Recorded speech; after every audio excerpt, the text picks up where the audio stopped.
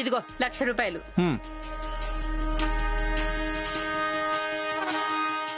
ఇదేంటి వనజాక్షి గారు, 1,00,000 రూపాయలు అన్నారు, 70,000 ఇచ్చారేంటి? ఏంటా అప్పు నువ్వు ఎన్ని రోజుల్లో తీరుస్తానన్నావు? 6 నెలల్లో. 5 రూపాయల వడ్డీ చొప్పున 1,00,000కి నెలకెంత అవుతుంది? 1, 2, 3, 5,000. 6 నెలలకి ఎంత అవుతుంది? 30,000. 1,00,000లో 30,000 పోతే ఎంత? 70,000. ఆ 70,000 కదా నీకు ఇచ్చాను. వడ్డీ ముందే తీసుకున్నారా? తీసుకోవాలి మరి. వడ్డీ కాసుల వనజాక్షిని కదా. 6 నెలల తర్వాత కూడా నువ్వు అప్పు తీర్చలేదనుకో. తీరుస్తానమ్మా, తప్పకుండా తీరుస్తాను. 6 నెలల్లో నీ అప్పు మొత్తం తీర్చేస్తాను. వస్తానమ్మా.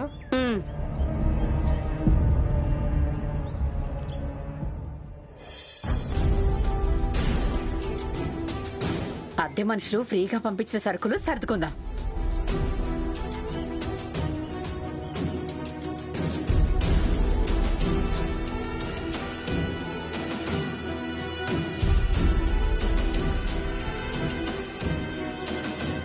పాటల పోటీ మొదటి బహుమతి 1,00,000 రూపాయల.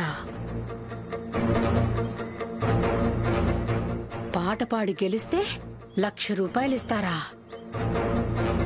పాటకి అంత రేటు ఉంటుందా? ఏంటో వడ్డీ రేట్ల గురించి తప్ప పాటల రేటు గురించి నాకు తెలీదు. నా గనక పాట పాడడం వచ్చుంటేనా ఆ పోటీలో పాడి మొదటి బహుమతి గెలిచేదాన్ని. ఆ 1,00,000 రూపాయల్ని 10 రూపాయల వడ్డీకి తిప్పేదాన్ని.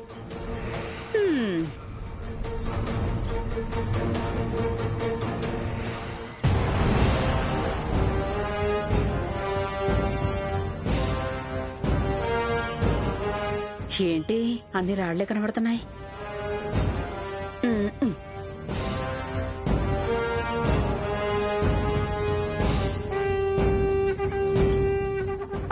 ఇదిగో తులసి, ఉండు.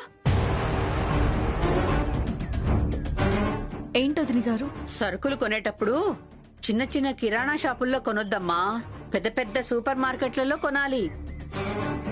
ఇదిగో ఇలా రాళ్లేరే పరిస్థితి ఉండదు. అలాగే వదిని గారు.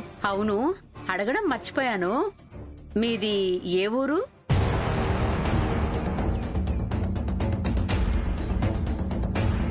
ఈ ఊరే అని చెప్తే మిగతా వివరాలన్నీ అడుగుతుందేమో. మాది ఈ ఊరు కాదు వదినా, గుంటూరు. అంటే గుంటూరు నీ పుట్టిల్లా అత్తిల్లా? పుట్టిల్లు బాపట్ల దగ్గర చిన్న పల్లెటూరు, అత్తిల్లు గుంటూరు దగ్గర చిన్న పల్లెటూరు. ఓహో, మీ నాన్నగారు ఏం చేస్తుంటారు? వ్యవసాయం. మరి మీ మావయ్య గారు? మా మామగారు వ్యాపారం. వడ్డీ వ్యాపారమా? కాదు, వ్యాపారం అంటే చిన్న చిల్లర కొట్టు. ఓహో, చిల్లర కొట్టు వ్యాపారమా?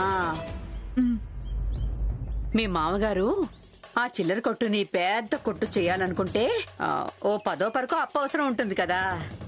నన్ను అడగమని చెప్పు, నేనిస్తాను. ఇదిగో, కావాలంటే వడ్డీ అందరికంటే 1 రూపాయి తక్కువే తీసుకుంటానులే. మా మామయ్య గారిది అప్పు చేసే స్థాయి కాదులే. ఏంటి అలా చూస్తున్నా? మొహమాట పడకుండా అడగమని చెప్పు.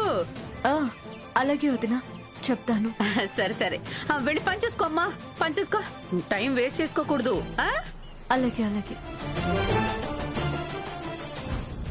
పుట్టిళ్ళు అత్తిళ్ళు గురించి ఇవిడికి చెప్పిన విషయం అఖిల్ బాబుకి చెప్పాలి. తనని కూడా అలాగే చెప్పమనాలి. కన్నయ్య, క్షమించు. మా వివరాలు ఎవరికీ తెలియకుండా ఉండడం కోసమే ఇలా అబద్ధాలు చెప్పాను కన్నయ్య.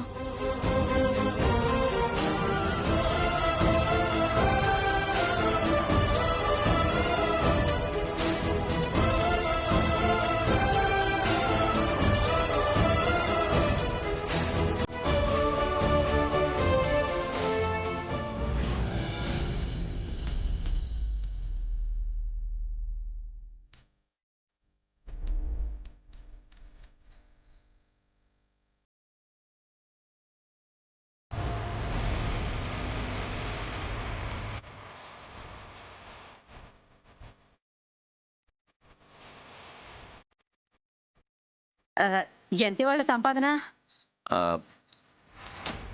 2000.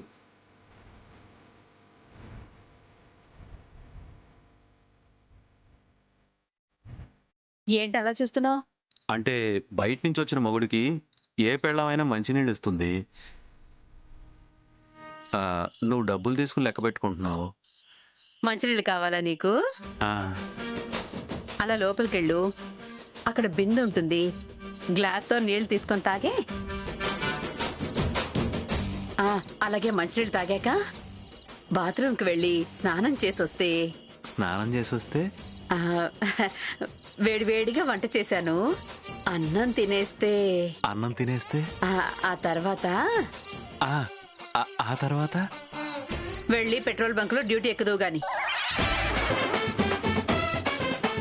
పెట్రోల్ బంక్ డ్యూటీ కోసమా ఎంత బిల్డప్?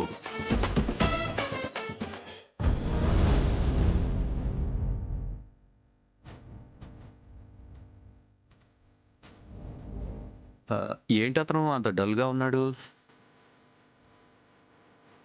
అమ్మ, డబ్బులకి ఇబ్బంది పడుతున్నాడేమో, అడుగు. ఓ 5 రూపాయలకి వడ్డీకి ఇచ్చేద్దాం. ఎప్పుడు డబ్బులు వడ్డీ గురించే తప్ప ఎదుటోళ్ళ బాధ గురించి ఆలోచించవా? అన్ని బాధలు తీర్చేది ఈ డబ్బే. దీని గురించి ఆలోచిస్తే అన్నింటి గురించి ఆలోచించినట్టే. బాబు, నిఖిల్ బాబు.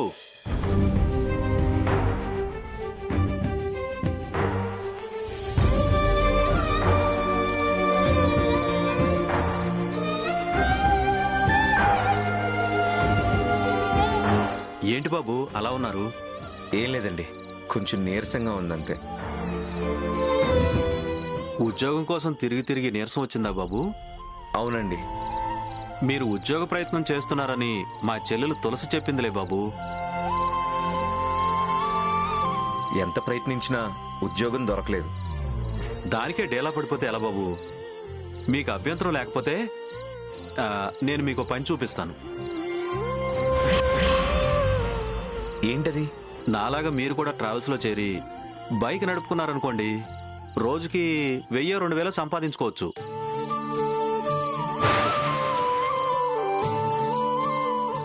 మీకు మంచి ఉద్యోగం వచ్చే వరకు ఈ పని చేసుకోవచ్చు. మీరు సరేనంటే ఆ ఏర్పాట్లన్నీ నేను చూసుకుంటాను.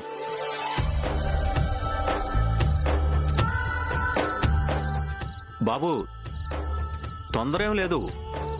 మీరు మా చెల్లెలు మాట్లాడుకుని ఆలోచించుకుని చెప్పండి. ఆలోచించడానికి ఏముందండి? మంచి మనసుతో మీరు మంచి ఉద్యోగం ఇప్పిస్తున్నారు, కాదని ఎందుకంటాము? ఉద్యోగమే కాదు, అవసరమైతే అప్పు కూడా ఇస్తాం. వడ్డీ 5 రూపాయలే. ఇరుగు పొరుగు వాళ్ళం, ఒకళ్ళకొకళ్ళం ఆ మాత్రం సాయం చేసుకోకపోతే ఎలాగా? చాలా థ్యాంక్స్ వదినా. ప్రస్తుతానికి ఏ డబ్బు అవసరం లేదు. ఆ మాట అన్నారు, మాకు అదే 10,000. ఇదిగో 10,000 అంటే గుర్తొచ్చింది. ఆ ట్రావెల్స్ కంపెనీలో మీ ఆయనకు ఉద్యోగం ఇప్పించాలంటే ఒక 10,000 కట్టాలమ్మా. ఆ? 10,000? అవును, 10,000 కట్టాలి.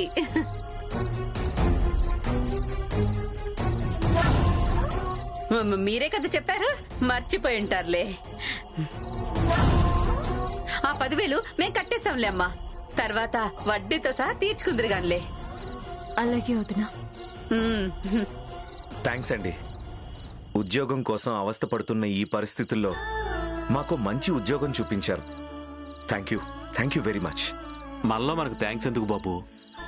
తిరిగి తిరిగి అలసిపోయినట్టున్నారు, మీరెళ్ళి రెస్ట్ తీసుకోండి. ఓకే, పద.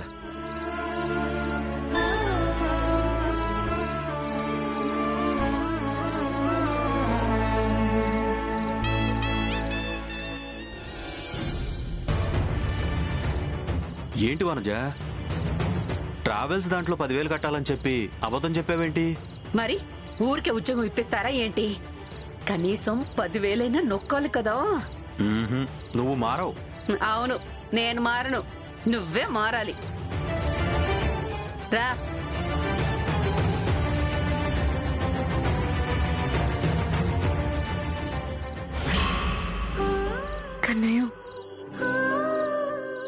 అయిన వాళ్ళందరినీ వదిలేసి చేతిలో చిల్లిగవ్వ లేకుండా ఇంట్లో నుంచి వచ్చేసాము.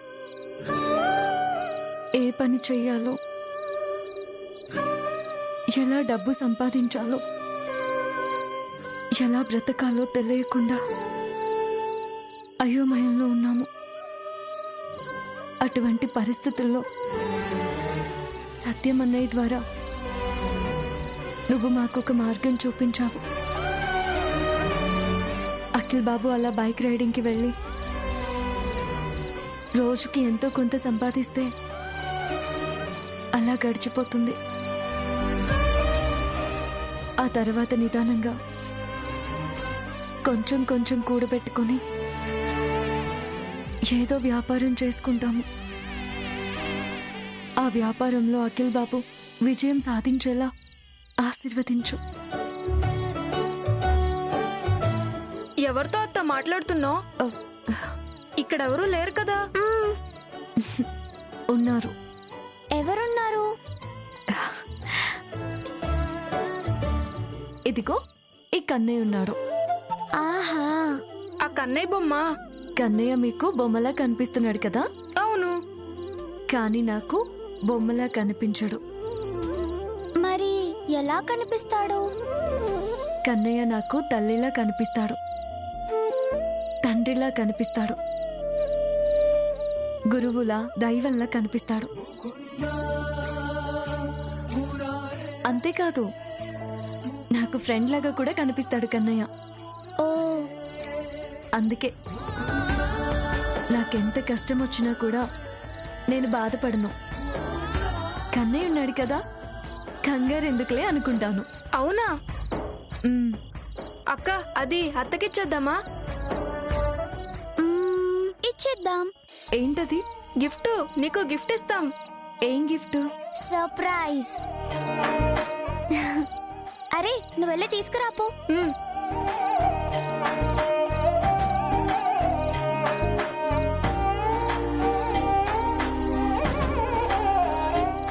ఇదిగో అత్త, నీ గిఫ్ట్. క్యాలెండరా? మామూలు క్యాలెండర్ కాదు, ఇది నీకు బాగా నచ్చే క్యాలెండర్. ఓపెన్ చేసి చూడత్తా.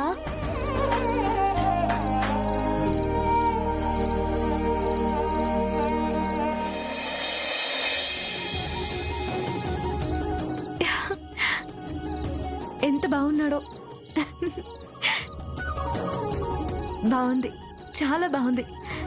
ఎక్కడిది? సంక్రాంతి పండక్కి మా అమ్మ నాకు బట్టలు కొనడానికి షాపుకి తీసుకెళ్ళింది. వాళ్ళు మాకు 2 క్యాలెండర్లు ఇచ్చారు. అందులో ఒకటి నేను నీకు గిఫ్ట్ గా ఇచ్చాను. చాలా మంచి గిఫ్ట్ ఇచ్చారు. మరి మేము అంత మంచి గిఫ్ట్ ఇచ్చాం కదా, మరి నువ్వు మాకేం ఇవ్వవా? ఇస్తాను. ఇంత మంచి గిఫ్ట్ ఇచ్చినందుకు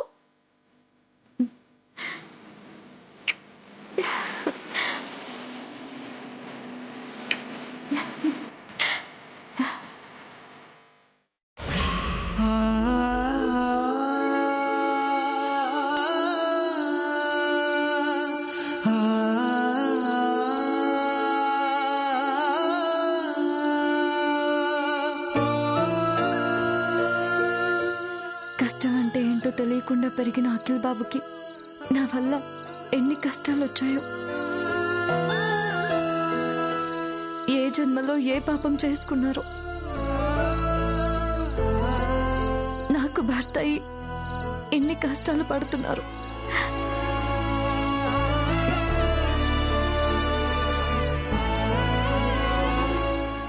శ్యామా, ఏమైంది? ఏం లేదు, కంట్లో నలక పడింది అంతే. కంట్లో నలక పడినప్పుడే కాదు, మనసు నలత పడినప్పుడు కూడా కన్నీళ్ళు వస్తాయి. నువ్వు ఎందుకు బాధపడుతున్నావో నాకు తెలుసు. అంత పెద్ద ఇంట్లో అన్ని రకాల కంఫర్ట్స్తో పెరిగిన నేను ఇలాంటి ఇంట్లో ఇలా చాప మీద పడుకోవాల్సి వచ్చినందుకు నువ్వు బాధపడుతున్నావు, అవునా? కంఫర్ట్ అనేది పెద్ద పెద్ద ఇంట్లోనూ, ఏసీ రూముల్లోనూ, మెత్తటి పరుపుల్లోనూ ఉండదు శ్యామ. పక్కనున్న మనిషిని బట్టి ఉంటుంది. నా పక్కన నువ్వు ఉన్నంత వరకు నేను చాలా చాలా కంఫర్ట్గా ఉంటాను. ఇంకెప్పుడు ఇలా ఆలోచించి బాధపడకు, ఓకే?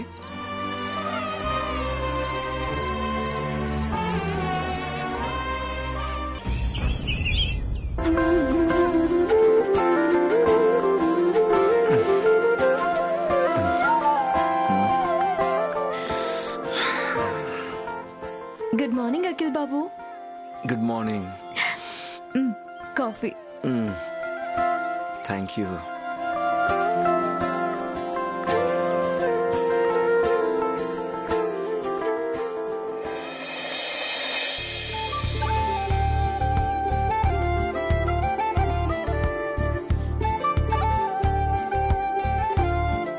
క్షమా, నేను రెడీ. టిఫిన్ కూడా రెడీ. బయట బైక్ కూడా రెడీ. పద.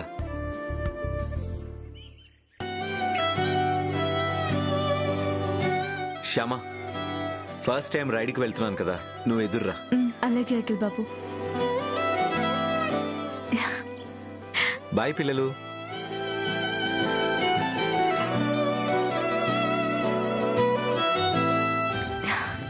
Bye Shyama.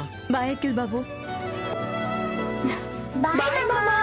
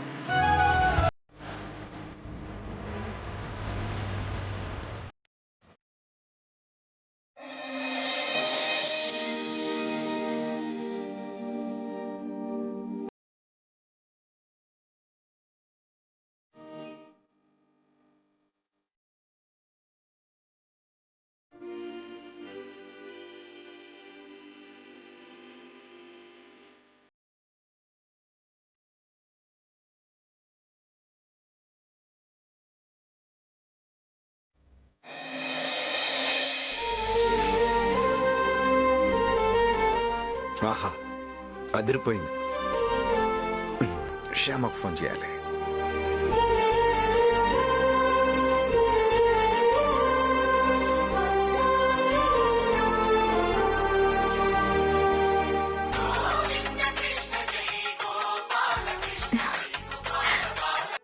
Hello. Hello Shyama, tiffin తిన్నావా? లేదు అఖిల్ బాబు, మీరు తిన్నారా? తింటున్నాను. టిఫిన్ అదిరిపోయింది. చట్నీ అయితే ఇంకా అదిరిపోయింది. థ్యాంక్ యూ అఖిల్ బాబు. మీకు అంతగా నచ్చిందని చెప్తుంటే నా కడుపు నిండిపోతుంది. అలా అని ఇప్పుడు టిఫిన్ తినడం మానేస్తావేంటి? తిను. తింటానులే అఖిల్ బాబు. తింటానులే అంటే కాదు, ఇప్పుడే తినాలి. ముందు నువ్వు ప్లేట్లో టిఫిన్ పెట్టుకో, తింటూ మాట్లాడచ్చు. కాసేపు అయ్యాక తింటానులే అఖిల్ బాబు. అలా అయితే కుదరదు. నువ్వు తినకపోతే నేను కూడా తిన్ను. వద్దులే అఖిల్ బాబు, తింటాను. ఒక్క నిమిషం ఉండండి.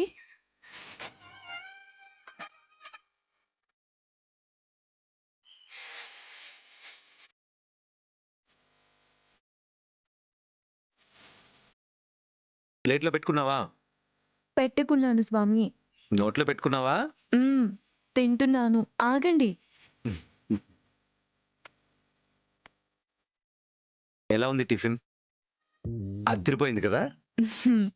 అవును. నేను కరెక్ట్ గానే చెప్పాను కదా? అవును అఖిల్ బాబు, కరెక్ట్ గానే చెప్పారు.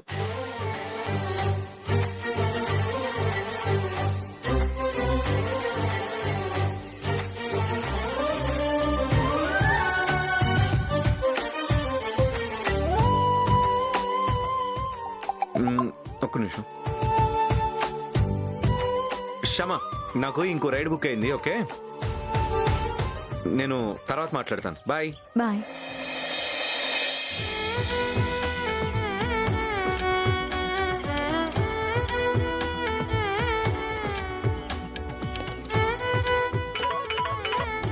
హలో సార్, సార్ ఎక్కడున్నారు? శివాలయం దగ్గర. ఓకే సార్, వచ్చేస్తున్నా.